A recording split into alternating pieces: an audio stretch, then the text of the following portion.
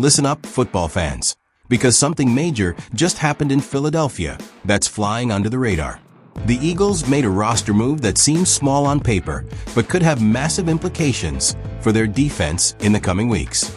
The league hasn't fully processed what's happening yet, but here on this channel, you're always getting the inside scoop before anyone else. And before I break down exactly what this signing means for the Philadelphia Eagles and which player got cut to make room, make sure to hit that like button, subscribe, and turn on notifications because what I'm about to share will blow your mind. The Philadelphia Eagles kicked off the day with a transaction that immediately caught the attention of diehard fans. The organization officially brought in defensive lineman Titus Leo for their practice squad, while releasing cornerback Ambry Thomas to create roster space. On the surface, this looks like a routine personnel adjustment, but when you dig deeper, it reveals a fascinating story of determination, missed chances, unexpected talent, and Philadelphia's relentless pursuit of defensive line solutions. Titus Leo, currently 26 years old, has experienced one of the most unconventional journeys in professional football since being drafted by the Indianapolis Colts in the 6th round of 2023. Coming out of Wagner University, he arrived in the league as a developmental prospect with serious raw ability, tremendous motor, impressive burst, but requiring substantial polish. His rookie deal was a standard 4-year agreement worth approximately $4 million. However, his path through the league has been anything but typical.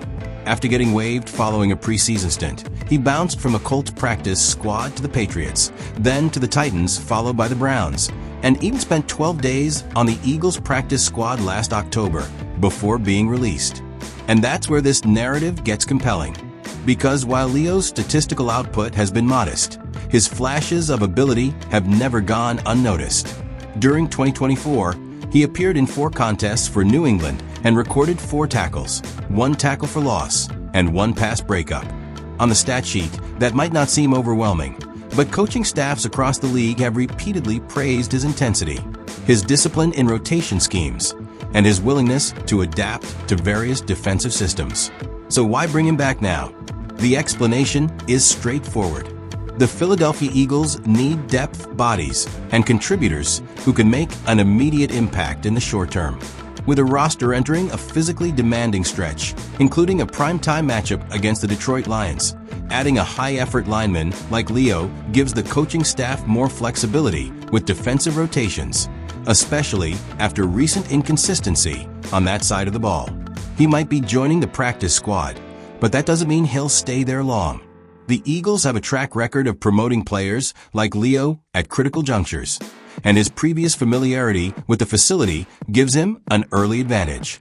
And this roster adjustment, while subtle, connects directly to the next storyline, because Sunday's matchup might now have a completely different complexion following a development in Detroit that nobody anticipated. While Titus Leo's signing generated some quiet intrigue, the following news created shockwaves throughout the NFC as the Eagles prepare to face the Detroit Lions in a crucial Sunday night football game. Reports emerging from Detroit suggest that star tight end Sam LaPorta is at risk of missing the contest due to a back injury. For the Philadelphia Eagles, this is pivotal and could shift the trajectory of their season. The Philadelphia Eagles enter Week 11 as 2.5-point favorites according to FanDuel. But that line was calculated assuming Philadelphia would need to contain one of the most explosive offenses in football. The Detroit Lions are coming off a spectacular performance against Washington with 546 total yards and 44 points, demonstrating why they remain one of the most potent offensive units in the league. Since head coach Dan Campbell took over play-calling duties, replacing coordinator John Morton, the Lions have become even more dynamic with Jahmyr Gibbs and Jameson Williams emerging as unstoppable threats in space. On the flip side, Philadelphia is coming off a frustrating performance with just 294 total yards and their worst scoring output of the season at 10 points against Green Bay. The offense looked disconnected, the chemistry was lacking, and fans spent the week wondering how the team would keep pace with Detroit's firepower. But now everything changes. LaPorta, Detroit's most reliable pass catcher, Jared Goff's security blanket, and one of the NFL's most efficient tight ends, missed Wednesday and Thursday practices due to an unexpected back issue. While Friday's injury report will provide clearer information, experts believe he'll miss his first game of the season. And this is monumental. LaPorta has compiled 40 receptions for 489 yards this year, averaging 54.3 yards per game with an incredible 81.6% catch rate. For Detroit, losing him isn't just about missing a key player. It's about losing the player around whom their entire short yardage and red zone passing game revolves. This is where the Philadelphia Eagles situation becomes intriguing. Without LaPorta, the Detroit Lions offense becomes more predictable, forcing Goff to lean heavily on outside receivers and limiting the Lions' ability to attack the middle of the field. Add to that the increased pressure on the opposing quarterback and the renewed flexibility with Titus Leo's signing earlier today, and suddenly Week 11 looks far more balanced than it did 24 hours ago. But the biggest story of all comes from within the Eagles' own defensive structure. Because while Detroit may be losing one of their primary weapons, Philadelphia is now contemplating a defensive adjustment that could redefine their secondary for the remainder of the year. As if the day hadn't delivered enough drama, the Philadelphia Eagles added fuel to the discussion when defensive coordinator Vic Fangio openly acknowledged a possibility that many fans have been debating since preseason: moving Cooper DeJean from the nickel cornerback position to the outside cornerback position. And the statements surrounding this idea make the moment even more intriguing. The Eagles' cornerback situation has been one of the most discussed topics of the entire 2025 season. On one hand, Quinyon Mitchell has silenced all doubters, proving that his outstanding rookie campaign wasn't a fluke and is now widely regarded as one of the premier young outside cornerbacks in the league, combining elite speed with advanced instincts and refined technique. On the other hand, things have been far more volatile. The mid-season additions of Michael Carter II and Isaiah Rodgers were supposed to bring stability. Carter was expected to take over the slot receiver position, while Rodgers played opposite Mitchell. But that plan collapsed when Rodgers stepped away from the team to contemplate his future, a story that's still unfolding with no definitive return timeline. Suddenly, the question resurfaced: who will play on the perimeter? Initially, the Eagles dismissed the notion of moving DeJean outside from the slot cornerback position.